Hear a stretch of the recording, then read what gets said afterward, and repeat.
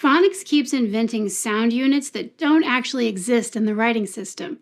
Here's the problem, and here's the proof. For example, I'm sure you've seen the routines, the chants, the drills, the ing, ang, ung. Let's take a closer look at what's really going on here with real phonology and evidence from linguist Richard Hogg.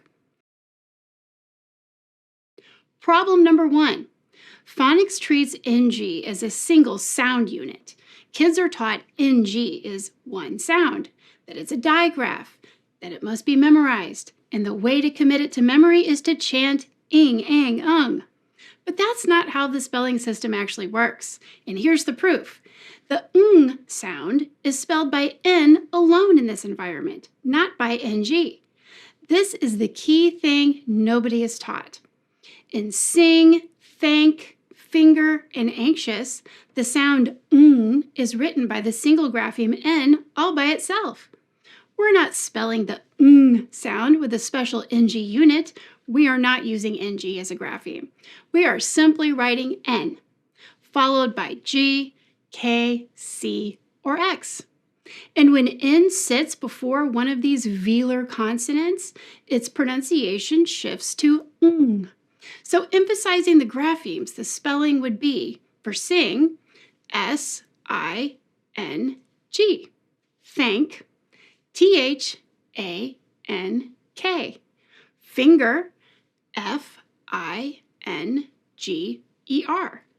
Anxious, A-N-X-I-O-U-S. In every case, the single grapheme N writes the sound ng, and the following grapheme, G, K, C, or X, has its own separate job. This is co-articulation, not a digraph, and Richard Hogg confirms this historically. Old English had two nasal phonemes, and n. The ng sound was not a separate phoneme. It was simply an alternative pronunciation of n in this environment. And for speakers of English today, that is still true. The sound exists, the ng grapheme does not. It's N doing the work. Problem number 2. Phonics assumes phonemes can be pronounced in isolation. This is why phonics programs rely on things like sound walls, pure sounds, phoneme flashcards, and teachers trying just to say a phoneme. But phonemes can't exist in isolation, and here's the proof. Phonemes are psychological units that only exist inside words. A phoneme is a mental category, not a little bead of sound you can produce on command. Its natural habitat is inside a word, where it's shaped by the sounds around it. As soon as you try to isolate a phoneme, you're no longer producing the phoneme. You're producing a syllable or an artificial noise.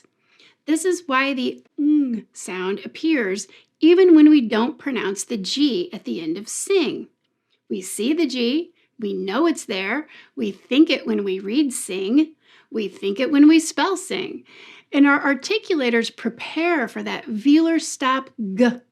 But even when G isn't writing a phoneme, it still pulls N backward into the velar position and creates ng, because phonemes exist in the mind, not in isolation as a pronunciation.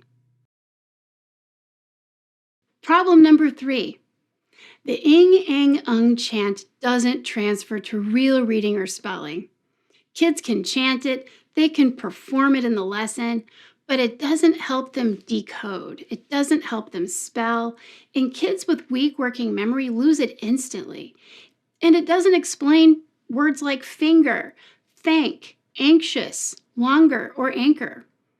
It's a trick, not a tool. And here's the proof. Co-articulation explains every real word precisely. No chant needed. Once you understand co-articulation, the pattern becomes completely predictable. When N is followed by a G, N writes ng. When N is followed by a K, N writes ng. When N is followed by a C or a CH writing k, N writes ng. When N is followed by X, N writes ng. This explains sing, thank, ankle, finger, and anxious. No chant required, just accurate phonology.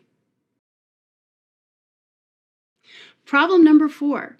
Some dialects actually pronounce the G in sing, ring, and hang. This is something phonics never addresses. In certain dialects, including parts of the English Midlands and some American varieties, people do pronounce the G. They pronounce the G. Sing, ring, hang. If NG were truly one sound, this would be impossible. But thousands of speakers do this naturally. And here's the proof. Dialect variation proves NG cannot be a universal grapheme or unit. If NG were a single fixed sound unit, then no one could release the G. No dialect could vary, and the pronunciation would be identical everywhere. But it isn't. Because spelling represents structure and meaning, surface sound varies by dialect. And is simply influenced by its environment. Dialect variation alone proves NG is not a grapheme and not a sound unit. Problem number 5. Kids with language-based learning challenges can't rely on sound tricks.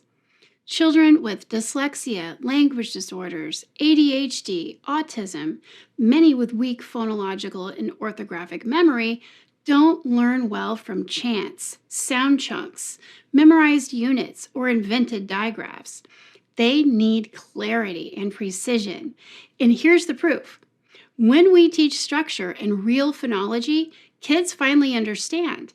When kids learn that N writes in a velar environment, how co-articulation works, how dialects shift sounds but the spelling stays stable, they stop memorizing tricks and start understanding the system. That is when kids and teachers can finally be free from phonics. Not free from sound, not free from phonology, free from a curriculum that keeps inventing sound units the writing system doesn't use. So today we showed a problem, phonics treats NG as a unit, and proof. N alone spells the ng sound in that environment. A problem, phonics isolates phonemes, and proof. Phonemes are psychological units that only exist inside words. A problem, ing, ang, ung doesn't transfer, and proof, co-articulation predicts every real example. A problem, dialects vary, and proof, released pronunciations make an NG grapheme impossible.